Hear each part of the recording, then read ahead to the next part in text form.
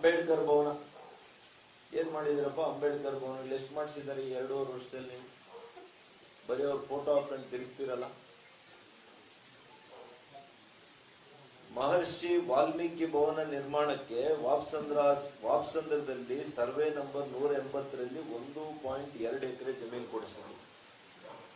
ಅದು ನಮ್ಮೆಲ್ಲ ವಾಲ್ಮೀಕಿ ಜನಾಂಗದ ಎಲ್ಲ ಮುಖಂಡರನ್ನ ಕರೆಸ್ಕೊಂಡು ಅವರಿಗೆ ಯಾವ ರೀತಿ ಅದನ್ನ ಅನುಕೂಲವಾಗಿದೆ ಆ ರೀತಿಯಲ್ಲಿ ನಾವು ಮಾಡಿಸಿದ್ವಿ. ಡಾಕ್ಟರ್ ಅಂಬೇಡ್ಕರ್ ಭವನ ನಿರ್ಮಾಣಕ್ಕೆ ಹೊನ್ನೇನಹಳ್ಳಿಯಲ್ಲಿ 1.5 ಎಕರೆ ಜಮೀನು ಇವತ್ತು ಕನಿಷ್ಠ ಅಂದ್ರೂ 5-6 ಕೋಟಿ ಆಗ್ತದೆ.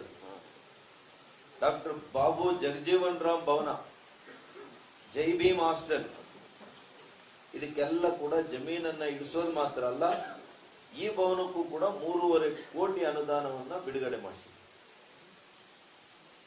22-23ನೇ ಸಾಲಿನಲ್ಲಿ ಇದು ಕೊನೆ ಇಯರ್ ನಾನು ಮಾಡಿರುವಂತ ಕೆಲಸ. ಚಿಕ್ಕಬಳ್ಳಾಪುರ ವಿಧಾನಸಭಾ ಕ್ಷೇತ್ರದ ನಗರ ಹಾಗೂ ಗ್ರಾಮೀಣ ಭಾಗದ 10,816 ಹಕ್ಕುಪತ್ರಗಳನ್ನು ನೀಡಿದ್ದೇವೆ. ಇದರಲ್ಲಿ ನಿವೇಶನ ರಹಿತ ಪರಿಶಿಷ್ಟ ಜಾತಿ ಮತ್ತು ಪರಿಶಿಷ್ಟ ವರ್ಗದ ಫಲಾನುಭವಿಗಳು ಸುಮಾರು 5,622.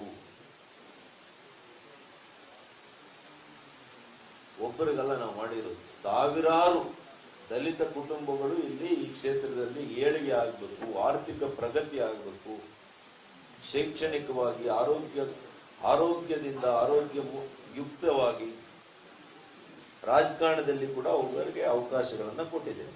ಅದನ್ನ ಮುಂದೆ ಹೇಳ್ತೀನಿ ಏನೇನು ಮಾಡಿದ್ದೀವಿ.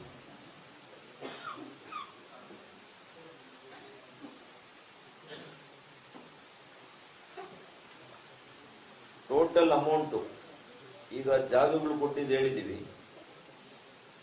99 ಕಾಮಗಾರಿಗಳು, ಅದಕ್ಕೆ 8,32,00,000.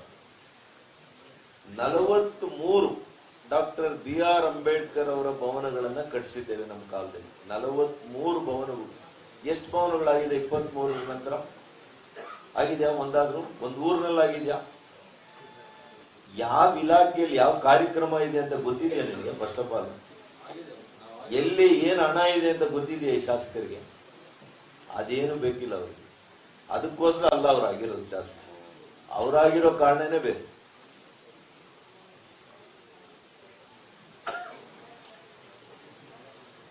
ಸ್ಮಶಾನಗಳಿಗೆ ಜಾಗ, ಅದಕ್ಕೆ ಹಣ. ಬಾಬು ಜಗಜೀವನ್ ರಾಮ್ ಭವನಕ್ಕೆ 7,41,00,000.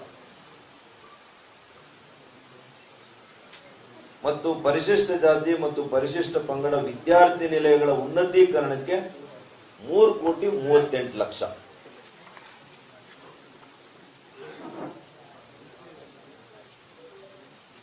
ಮತ್ತು ಅಂಬೇಡ್ಕರ್ ಅವ್ರ ಬಗ್ಗೆ ಫೋಟೋ ಇಟ್ಕೊಳ್ಳೋದು ಬಿಟ್ರೆ ಏನ್ ಮಾಡಿದ್ಯಪ್ಪ?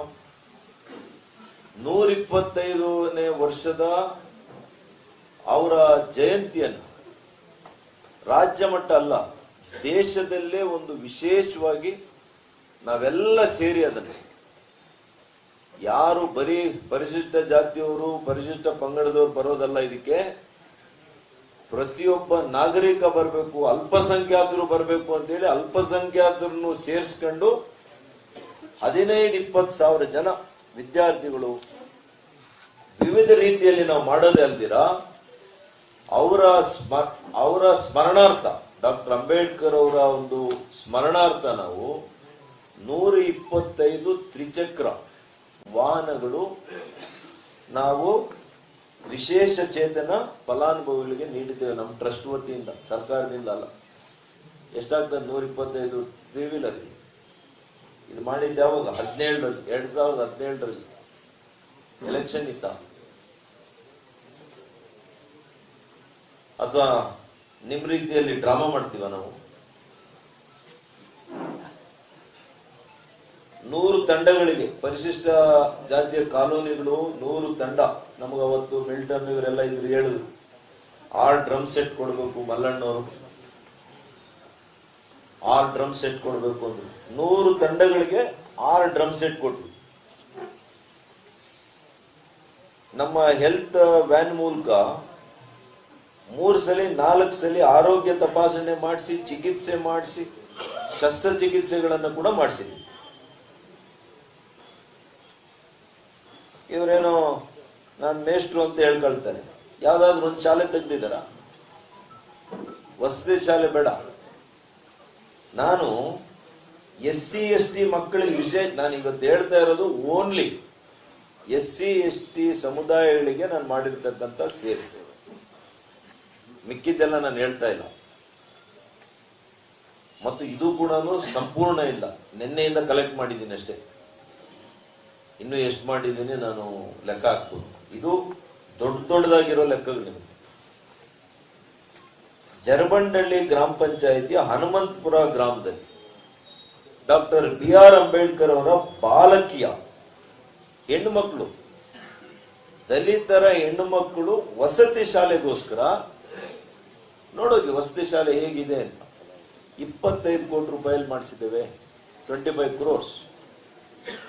ಅದೇ ರೀತಿಯಲ್ಲಿ ಡಾಕ್ಟರ್ BR ಅಂಬೇಡ್ಕರ್ ಅವರ ವಸತಿ ಶಾಲೆಗೆ 23 ಕೋಟಿ, ನಮ್ಮ ಕಸಬಾ ಹೋಬಳಿ ರೇಣುಮಾಕ್ಲಹಳ್ಳಿಯಲ್ಲಿ 12 ಕೋಟಿ. ಈ ರೀತಿಯಲ್ಲಿ 3 ಸುಸಜ್ಜಿತವಾದಂತ ಇದು ನಮ್ಮ ನಂದಿ ಹತ್ರ ಒಂದು ಮಾಡಿದ್ದೇವೆ. ಜನರಲ್ ಅಲ್ಲಿ ಅವ್ರು ಹೇಳ್ತಾ ಇಲ್ಲ, ಓನ್ಲಿ SC/ST ಗೆ 3 ಶಾಲೆ ವಸತಿ ಶಾಲೆಗಳು ಮಾಡಿದ್ವಿ. ಹೆಚ್ಚು ಕಡಿಮೆ ಇದೆ 60-70 ಕೋಟಿ ಆಯ್ತು.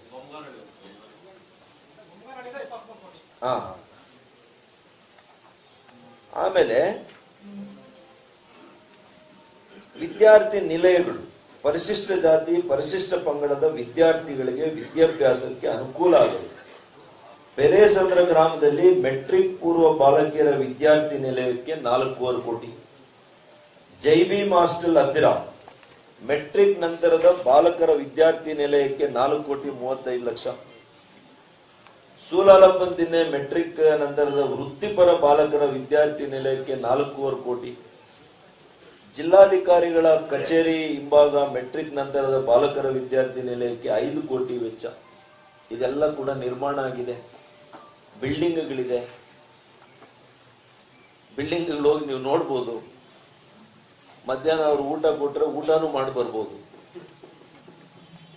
ಇವ್ಯಾವ ನಾನು ಕಪೋಕಲ್ಪಿತ ಅಲ್ಲ, ಎಲ್ಲ ವಸ್ತುನಿಷ್ಠವಾಗಿ ನಾನು ಇವತ್ತು ಹೇಳ್ತಾ ಇದ್ದೀನಿ. ಜಮೀನು ಇಲ್ಲದ ಪರಿಶಿಷ್ಟ ಜಾತಿ ಮತ್ತು ಪರಿಶಿಷ್ಟ ಪಂಗಡದ 254 ಕುಟುಂಬಗಳಿಗೆ 315 ಎಕರೆ ವಿಸ್ತೀರ್ಣದ ಭೂಮಿಯನ್ನ ಸಾಗುವಳಿ ಚೀಟಿ ಕೊಟ್ಟಿದ್ದೇವೆ. ಇದು ಬರೀ ನಮ್ಮ ತಾಲೂಕಲ್ಲಿ. SC/ST ಗೆಷ್ಟು 315 ಎಕರೆ ವಿಸ್ತೀರ್ಣದ ಭೂಮಿಯ ಸಾಗುವಳಿ ಚೀಟಿ ಕೊಟ್ಟಿದ್ದೇವೆ. ಮಂಚೇನಹಳ್ಳಿ ತಾಲೂಕಲ್ಲಿ ಸಾಗುವಳಿ ಚೀಟಿ ಎಷ್ಟು ಕೊಟ್ಟಿದ್ದೇವೆ? SC ಜನಾಂಗಕ್ಕೆ 100 ಎಕರೆ, ST ಜನಾಂಗಕ್ಕೆ 163 ಎಕರೆ ಕೊಟ್ಟಿದ್ದೇವೆ. ಇದು ನಮಗಿರೋ ಕಳಕಳಿ, ದಲಿತರ ಮೇಲಿರ್ತಕ್ಕಂಥ ಹೃದಯಪೂರ್ವಕವಾಗಿರ್ತಕ್ಕಂಥ ನಮ್ಮ ಕಳಕಳಿ, ನಮ್ಮ ಬದ್ಧತೆ.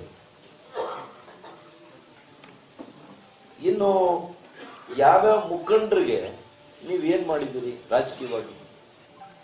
ಯಾವ ದಲಿತ ಮುಖಂಡರಿಗೆ ನೀನು ಗುರುತಿಸಿದೆಯಾ? ಕೂಡ ನಮ್ಮ ಇಡೀ ಜಿಲ್ಲೆಯಲ್ಲಿ ಅದು ಅತ್ಯಂತ ಪ್ರತಿಷ್ಠಿತವಾಗಿರ್ತಕ್ಕಂಥ ಒಂದು ಸಂಸ್ಥೆ. ಅದಕ್ಕೆ ನನ್ನ ಅಧಿಕಾರ ಅವಧಿಯಲ್ಲಿ ಪರಿಶಿಷ್ಟ ಜಾತಿಯ ಮುಖಂಡರಿಗೆ ಬಿಟ್ಟು ಬೇರೆಯವರು ಕೊಡ್ಲಿಲ್ಲ. ನಾನು ಸನ್ಮಾನ್ಯ SM ಮುನಿಯಪ್ಪನವರು ಮಾಜಿ ಶಾಸಕರು 2 ಬಾರಿ ಅವರು ಕೊಟ್ಟೆ. ಆಮೇಲೆ ತಾಲೂಕ್ ಪಂಚಾಯತಿ ಮಾಜಿ ಅಧ್ಯಕ್ಷರು ಕೃಷ್ಣಮೂರ್ತಿ ಅವರಿಗೆ ಕೊಟ್ಟಿದ್ದೀರಿ. ಆ ಸುಧಾ ವೆಂಕಟೇಶ್ ಅವರಿಗೆ ಲ್ಯಾಂಡ್ ಗ್ರಾಂಟ್ ಯಾವ್ದಪ್ಪ ಅದು, ಲ್ಯಾಂಡ್ ಟ್ರಿಬ್ಯುನಲ್ ಡೈರೆಕ್ಟರ್ ಮಾಡಿದ್ದೆ. ಕೆಲವರೆಲ್ಲ ಅಲ್ಲೇ ಇದ್ದಾರೆ. ಇವತ್ತು ಅವ್ರಿಗೇನ್ ಮಾಡಿದ್ಯಾ? ಆ SM ಮುನಿಯಪ್ಪನವರು ಅಷ್ಟು ನಿಷ್ಠಾವಂತ ಕಾರ್ಯಕರ್ತ ಕಾಂಗ್ರೆಸ್ ಅಲ್ಲಿ. ನನಗೂ ಅವ್ರಿಗೂ ಅತ್ಯಂತ ಆತ್ಮೀಯತೆ. ಆದ್ರೆ ಪಕ್ಷದ ಕಟ್ಟಾಡು. ನನ್ನ ಮೇಲೆ ಪ್ರೀತಿ ಇದ್ರು ಪಕ್ಷದ ಒಂದು ಮಮತೆಗೋಸ್ಕರ ಅವರು ನನ್ನ ಜೊತೆಲಿ ಬರ್ಲಿಲ್ಲ. ಅವ್ರ ಮಗನಿಗೆ ಏನ್ ಮಾಡಿದೆ ನೀನು?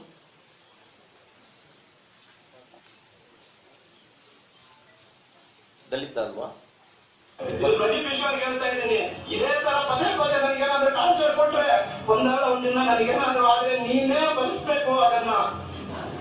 ನನ್ನ ಮಕ್ಕಳಿಗೆ ಆಗ್ಲಿ ಏನೇ ಆಗ್ಲಿ ಏನಾದ್ರೂ ಗಲಿಬಿಷ ಇದೇ ತರ ಕಿರ್ಕೊಂಡ ಕೊಟ್ರೆ ನಾವು ಅದನ್ನ ಬಿಡೋದಿಲ್ಲ.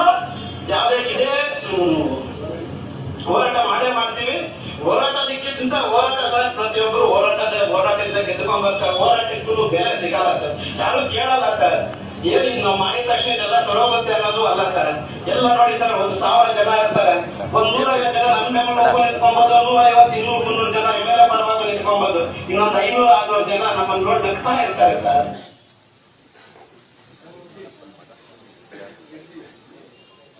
ಆಮೇಲೆ ಇವ್ರದ್ದೊಂದು ಸ್ವಲ್ಪ ಈ ಡ್ರಾಮಾಗಳು ಸ್ವಲ್ಪ ತೋರ್ಸಪ್ಪ, 2-3 ತೋರ್ಸ್, ಜಾಸ್ತಿ ತೋರಿಸ್ತಾರೆ ತಲೆಗೆಟ್ಟ. ಬಿಜೆಪಿ ಅಭ್ಯರ್ಥಿ ಡಾಕ್ಟರ್ ಕೆ ಸುಧಾಕರ್ ಅವರೇ, ಚಿಕ್ಕಬಳ್ಳಾಪುರದಲ್ಲಿ ಒಂದೇ ಒಂದು ಓಟು, ಜಸ್ಟ್ ಒಂದು ಓಟು ನೀರು ತೆಗೆದ್ರೆ ನಾನು ರಾಜಕೀಯ ಬಿಟ್ಟೋಗಕ್ಕೆ ರೆಡಿ.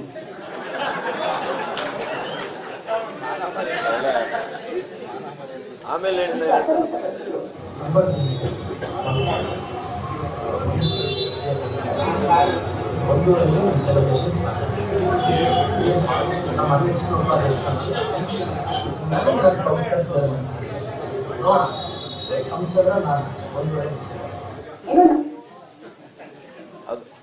ಅದಾದ್ಮೇಲೆ ತೋರ್ಸ್ರಿ, ಒಂದು ಓಟ್ ಆದ್ಮೇಲೆ ಗೆದ್ದ ಮೇಲೆ ತೋರ್ಸ್ರಿ, ಅದಕ್ಕೆ ಕನೆಕ್ಟ್ ಮಾಡಿ ತೋರ್ಸ್ರಿ.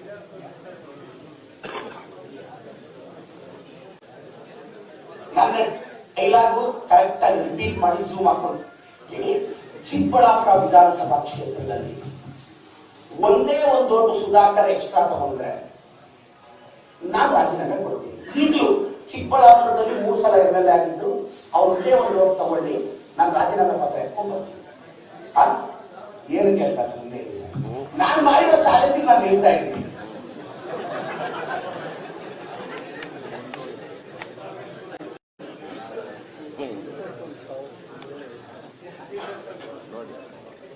ನನಗೆ ಒಂದು ವಿಶಿಷ್ಟವಾದ ತಾಕತ್ತೆ. ಕರ್ನಾಟಕದ ಒಂದು ಮನೆಯಲ್ಲಿ ಆರೋಗ್ಯ ಸಮಸ್ಯೆ ಬಂದ್ರೆ ನೋಡ್ಕೊಳ್ಳೋದು ಕಷ್ಟ. ಅಂತ ಒಂದು 7 ಕೋಟಿ ಕನ್ನಡಿಗರ ಆರೋಗ್ಯವನ್ನ ಕಾಪಾಡೋ ಜವಾಬ್ದಾರಿಯನ್ನು ಹೊತ್ತು ಯಶಸ್ವಿಯಾದಂತಹ ಆರೋಗ್ಯ ಸಚಿವರಿಗೆ ಜನ್ಮ ಕೊಟ್ಟ ಮಾಡಿದ್ದು.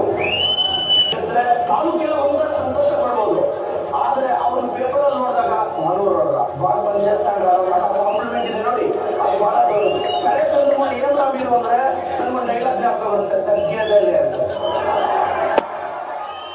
ಇದೇ ಮನೆಯಿಂದ ಒಬ್ಬ ಮುಖ್ಯಮಂತ್ರಿ ಖಂಡಿತ ಬರ್ತಾರೆ. ನಾವೇನ್ ಮಾಡಲ್ಲ ನೋಡಿ, ಈ ಸಲ ಕೂರ್ಸಿ ಒಂದು 50 ಜನ ಎಕ್ಸಾಮ್ ಕೊಟ್ಟೆ, 60 ಜನ ಹುಡುಗರನ್ನ 60 ಜನ ಟಾಪ್ ಹುಡುಗಿನ ಸೂಪರ್ 60 ಅಂತ ಒಂದು ಬ್ಯಾಚ್ ಮಾಡ್ತಾ ಇದ್ದೀವಿ. ಸೂಪರ್ 60 ಬಾಯ್, ಸೂಪರ್ 60 ಅದು ನಮ್ಮ ಜಿಲ್ಲೆ ಮೊದಲನೇ ರ್ಯಾಂಕ್ ಅಲ್ಲಿ ಇತ್ತು. ನಾವು ಸಚಿವರಿದ್ದಾಗ ಈಗ ಸೂಪರ್ 6 ಮಾಡಿ 18ನೇ ಸ್ಥಾನಕ್ಕೆ ಹೋಗಿಲ್ಲ. 18 ಯಾವ ಸ್ಥಾನ ನಮ್ಮ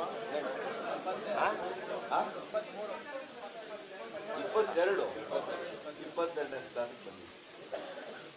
ಇರ್ಲಿ, ಈಗ ಅಂದ್ರೆ ಒಬ್ಬ ವ್ಯಕ್ತಿ 2 ಮುಖಗಳನ್ನ ನೋಡಿ ಅಂತಷ್ಟೇ ನೋಡಿದ್ದೀರಿ. ಇನ್ನೊಂದ್ಸಲಿ ನಿಮ್ಗೆ ಪ್ರದರ್ಶನ ಮಾಡೋಣ ಅಂತ ಹೇಳ್ತೇನೆ. ಇನ್ನೂ ಅನೇಕವು ಇದೆ.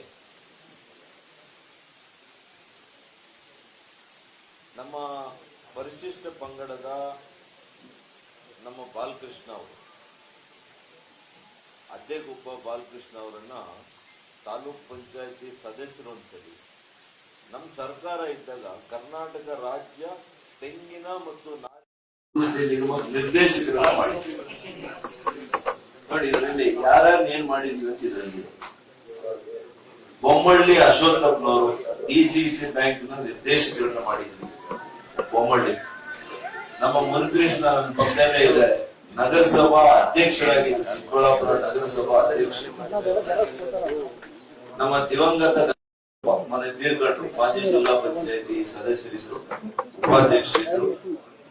ಅವ್ರನ್ನೂ ಕೂಡ ಕರ್ನಾಟಕ ಅರಣ್ಯ ಅಭಿವೃದ್ಧಿ ನಿಗಮಕ್ಕೆ ನಿರ್ದೇಶಕರನ್ನ ಮಾಡಿದ್ರು, ಸ್ಟೇಟ್ ಡೈರೆಕ್ಟರ್. ಕೃಷ್ಣಮೂರ್ತಿ ಈಗಾಗಲೇ ಹೇಳಿದ್ದೀನಿ, ನಗರಾಭಿವೃದ್ಧಿ ಪ್ರಾಧಿಕಾರ ಅಧ್ಯಕ್ಷರು.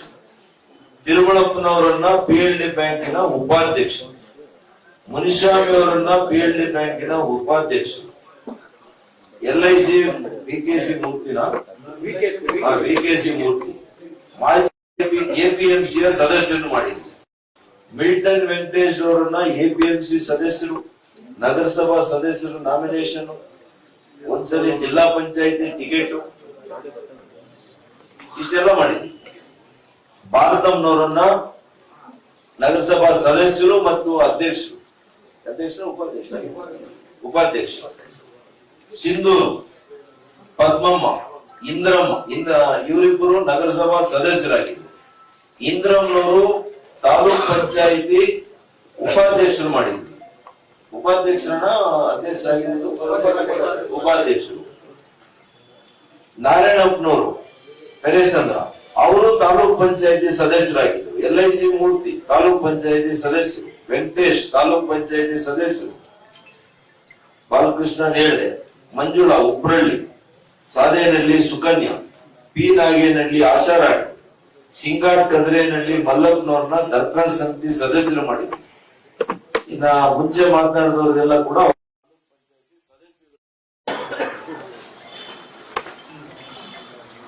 ಯಾವುದ್ರಲ್ಲಿ ನಾನೇನು ಕೇಳೋದು, ಯಾವುದ್ರಲ್ಲಿ ನಾನು ಈ ಸಮುದಾಯಗಳಿಗೆ ಅನ್ಯಾಯ ಮಾಡಿದ್ದೀನಿ? ಒಂದೇ ಒಂದು ವಿಷಯ ನೀವು ತಿಳಿಸಿ, ವ್ಯಕ್ತಿಗಾಗಲಿ ಸಮುದಾಯಕ್ಕಾಗಲಿ ನಾನೇನು ಅನ್ಯಾಯ ಮಾಡಿಲ್ಲ. ಈಗ ಪ್ರಸ್ತುತ ನಮ್ಮ ಆವಲ್ಗಂಡ ರಾಯಪ್ಪಣ್ಣವ್ರು ಇಲ್ಲೇ ಇದ್ದಾರೆ. ಬಹಳ ಬಹಳ ಒಂದು ದೊಡ್ಡ ಹೋರಾಟ ಬಂದಿದೆ. PAPCMS ಬಹಳ ಪ್ರತಿಷ್ಠಿತವಾಗಿರ್ತಕ್ಕಂಥ ಸಂಸ್ಥೆ, ನಮ್ಮ ಚಿಕ್ಕಬಳ್ಳಾಪುರ ತಾಲೂಕಿನ ರಾಜಕಾರಣಕ್ಕೆ ಸಂಬಂಧಿಸಿರುವಂಗೆ ಅವ್ರನ್ನ ಇವತ್ತು ಅಧ್ಯಕ್ಷರು ಮಾಡಿದ್ದೀವಿ.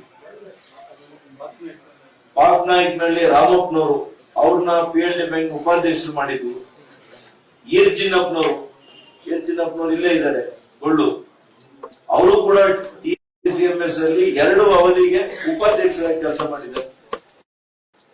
ಗಂಟ್ಗಾನಲ್ಲಿ ನಮ್ಮ ಶಿವಕುಮಾರ್ ಅವರು ದಿಶಾ ಕಮಿಟಿ ಈಗಿನ ಸದಸ್ಯರೀಗ, ನನ್ನ MP ಇದರಲ್ಲಿ ದಿಶಾ ಕಮಿಟಿ ಸದಸ್ಯರು ಇಡೀ ತಾಲೂಕಿಂದ ಅವರೊಬ್ಬರೇ. ನಾಯಿನಹಳ್ಳಿ ಶಿವಪ್ಪ ನಮ್ಮ ಗ್ರಾಮ ಪಂಚಾಯತಿ ಅಧ್ಯಕ್ಷರಿದ್ರು. ಗ್ರಾಮ ಪಂಚಾಯತಿ ಅಧ್ಯಕ್ಷರ ಮೂಲಕ ಅವರು ದಿಶಾ ಕಮಿಟಿಯಲ್ಲಿ ಅವರು ಕೂಡ ಮೆಂಬರ್ ಮಾಡಿದ್ರು. ನಮ್ಮ ನಾಗರಾಜು ನಗರಸಭಾ ಉಪಾಧ್ಯಕ್ಷರಾಗಿದ್ದಾರೆ ಇವತ್ತು. ರುಕ್ಮಿಣಿ ಮುನ್ರಾಜ್ ಅವರು, ದೀಪಾ ಅವರು, ಮಂಜುಳಾ ರಾಮಣ್ಣ ಅವರು, ಇವರೆಲ್ಲ ನಗರಸಭೆ ಸದಸ್ಯರುಗಳಾಗಿದ್ದಾರೆ.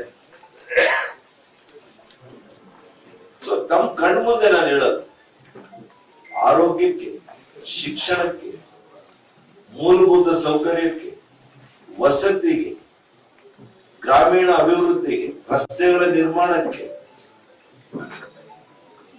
ಇವತ್ತು ಅವರ ಬೋರ್ವೆಲ್ಗಳಿಗೆ, ರಾಜಕೀಯದ ಒಂದು ಏಳಿಗೆ. ನಾವು ಈ ಸಮುದಾಯಕ್ಕೆ ಇಷ್ಟು ಕಷ್ಟಪಟ್ಟು ನಾವು ದುಡಿದು ನಾವೆಲ್ಲ ಕೂಡ, ನಾನು ಒಬ್ಬನೇ ಯಾವ್ದು ಹೇಳಲ್ಲ, ಆದ್ರೆ ನಮ್ಮ ಸ್ಫೂರ್ತಿ ಇದೆ. ಅವ್ರಿಗೆಲ್ಲ ರೀತಿಯ ಬೆಂಬಲವನ್ನ ಕೊಡುವಂತ ಕೆಲಸ ಮಾಡಿದ್ದೀವಿ ಪ್ರಾಮಾಣಿಕರು. ಇವತ್ತು ಅದಕ್ಕೆ ಇಷ್ಟು ಜನ ನಮ್ಮ ಜೊತೆಲಿ ಇದ್ದಾರೆ. ನಿನ್ ಜೊತೆಲಿ ಹೋಗ್ಲಿ, ನಿಷ್ಠಾವಂತ ಕಾಂಗ್ರೆಸ್ ಮುಖಂಡರು ಒಬ್ಬರು ನಿನ್ ಜೊತೆಲಿ ಇಟ್ಕೊಳ್ಳುವಂತ ಯೋಗ್ಯತೆ ಇದೆಯಾ ನಿಮಗೆ? ಇಲ್ಲ. ಇವತ್ತು ಅವರು ಕೂಡ ಸಹಾನುಭೂತಿ ವ್ಯಕ್ತಪಡಿಸ್ತಾರೆ. ನನಗೆ ಫೋನ್ ಮಾಡಿ, ಎಂತ ನೀಚ ಸರ್ ಬಂದಿದ್ದಾನೆ, ಏನ್ ಕ್ರಮ ನಮಗೆ, ಏನ್ ಶಾಪ ಆಯ್ತು ಚಿಕ್ಕಬಳ್ಳಾಪುರಕ್ಕೆ, ಇಂಥವನ್ ಬಂದಲ್ಲ. ಇದು ನಮ್ಮ ಲೀಡರ್ಸ್ ಹೇಳೋದಲ್ಲ, ಕಾಂಗ್ರೆಸ್ ನ ಮುಖಂಡರು ನನಗೆ ಫೋನ್ ಮಾಡಿ ಹೇಳ್ತಾರೆ. ಪಾಪ ಅವ್ರ ಹೆಸರು ಹೇಳಕ್ ಹೋಗಲ್ಲ. ಇದು ಇಲ್ಲಿನ ವ್ಯವಸ್ಥೆ. ನಾನು ಇಷ್ಟೇ ಹೇಳ್ತಾ ಇದ್ದೀನಿ, ಇದು ಸಂಪೂರ್ಣವಾಗಿರ್ತಕ್ಕಂಥ ರಾಜಕಾರಣದ ಷಡ್ಯಂತ್ರ. ನನ್ನ ಏಳಿಗೆಯನ್ನ ಇಲ್ಲಿಗೆ ಮುಗಿಸ್ಬೇಕು, ಮುಂದೆ ಇನ್ನೆಲ್ಲೋ ಹೋಗ್ಬಿಡ್ತಾರೆ ಅನ್ನೋ ಹೆದರಿಕೆ. ಇವತ್ತು ಮಾನ್ಯ ಮುಖ್ಯಮಂತ್ರಿಗಳು, ಗೃಹ ಸಚಿವರು, ಇದೆಲ್ಲ ಅವ್ರಿಗೂ ಗೊತ್ತಿರುತ್ತೆ. ಪಾಪ ಗೊತ್ತಿದ್ರು ಕೂಡ ಅಮಾಯಕರಂತೆ ಇದೆ, ಏನು ಗೊತ್ತಿಲ್ಲ. ಒಬ್ಬ ಸಿಟ್ಟಿಂಗ್ MP ಮೇಲೆ 10 ವರ್ಷ ಪಡೆಯುವುದು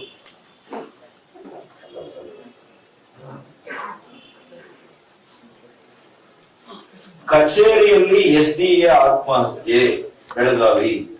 ನೋಡಿ, ವಾಲ್ಮೀಕಿ ಹಗರಣ ಚಾರ್ಜ್ ಶೀಟ್ ನಾಗೇಂದ್ರ ದತ್ತಲ್ಗೆ ಕ್ಲೀನ್ ಚಿಟ್ CID ಕೊಡೋದಿದೆ. ಆಮೇಲೆ CBI ED ಏನ್ ಮಾಡ್ತೋ ನಿಮ್ಗೆಲ್ಲ ಗೊತ್ತಿದೆ. ಯಾದಗಿರಿ ಕಾಂಗ್ರೆಸ್ ಶಾಸಕ ಚಿನ್ನಾರೆಡ್ಡಿ ಪಟೇಲ್ಗೆ CID ಬಿ ರಿಪೋರ್ಟ್, ಎಲ್ಲ ಬಿ ರಿಪೋರ್ಟ್. ಸಚಿನ್ ಆತ್ಮಹತ್ಯೆ ಮಾಡ್ಕೊಳ್ತಾರೆ, FIR ಮಾಡಲ್ಲ. 5 ಸಲ 6 ಸಲ ಮಂತ್ರಿಗಳು ಭೇಟಿ ಮಾಡ್ತಾನೆ, ಮಂತ್ರಿಗಳು ಭೇಟಿ ಮಾಡಿದೀನಿ ಅಂತ ಹೇಳ್ತಾನೆ, ಹೆಸರಿಸ್ತಾನೆ. 2 ಮಂತ್ರಿಗಳನ್ನ 2 ಶಾಸಕರನ್ನ ಇದೇ ರೀತಿಯ ಆತ್ಮಹತ್ಯೆ ಪ್ರಕರಣಗಳಲ್ಲಿ ಇವರೇ ಕಾರಣ ಅಂತ ಹೇಳಿದ್ದಾರೆ. ಆದ್ರೆ ಅವರನ್ನ FIR ಅಲ್ಲಿ ನೇಮಿಸಿದ್ದೀರಾ ನೀವು? ಮಾಡಿಲ್ಲ. ಯಾಕೆಂದ್ರೆ ಕಾಂಗ್ರೆಸ್ನ ಮಂತ್ರಿಗಳು ಇಬ್ರು ಶಾಸಕರು, ಕಾಂಗ್ರೆಸ್ನ ಶಾಸಕರು. ಇಲ್ಲಿ ನಂದು ಏನು ನನಗೆ ಕನೆಕ್ಷನ್ ಇಲ್ಲದೆ ಇದ್ದು, ನನಗೆ ಸಂಬಂಧ ಇಲ್ಲದೆ ಇದ್ದು, ನಾನು BJP MP ಅಂತ ನೀವು ಮಾಡಿ ನನ್ನ ಹೆಸರಿಗೆ ಕಪ್ಪು ಚುಕ್ಕಿ ತರಲಿಕ್ಕೆ, ಕಪ್ಪು ಮೊಸರು ಬಳಿಲಿಕ್ಕೆ ನೀವು ಮಾಡಿರುವಂತ ಒಂದು ಉನ್ನಾದ ಷಡ್ಯಂತ್ರ. ಇದು ನಿಮ್ಗೆ ಒಳ್ಳೇದಾಗಲ್ಲ. ಇದರ ನಮ್ಮ ಜಿಲ್ಲೆಯ, ನಮ್ಮ ಕ್ಷೇತ್ರದ ಜನತೆ ಮುಂದೆ ಈ ಭಾಗದಲ್ಲಿ ಕಾಂಗ್ರೆಸ್ಗೆ ಪ್ರತ್ಯುತ್ತರ ಕೊಡ್ತಾರೆ.